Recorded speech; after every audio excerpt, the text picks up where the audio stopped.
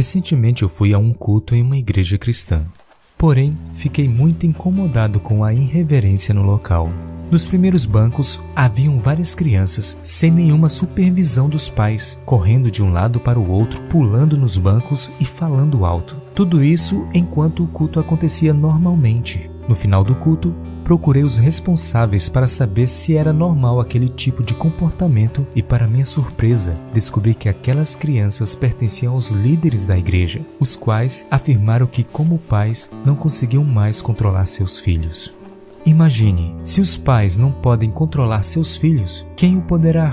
Tal afirmação é uma negação do papel paterno, o qual deve ser usado para disciplinar e ensinar o certo e o errado. Porém, infelizmente, em nossa sociedade, muitas crianças são criadas em um lar sem regras, por pais que não impõem limites, e no contexto religioso, elas não são ensinadas a respeitar o sagrado. As consequências de tal criação podem ser vistas na história do sacerdote Eli, registrada no livro de 1 Samuel. Eli era sacerdote. Este era o cargo mais importante dentro da religião israelita. Ele tinha 2 filhos que o ajudavam no serviço do templo, Ofni e Finéias. Porém, o que a Bíblia descreve sobre esta família é que, apesar de atuarem na igreja, os filhos eram corruptos e o pai permissivo. O verso 12 do capítulo 2 se refere aos filhos de Eli nas seguintes palavras: Eram, porém, os filhos de Eli filhos de Belial, e não se importavam com o Senhor.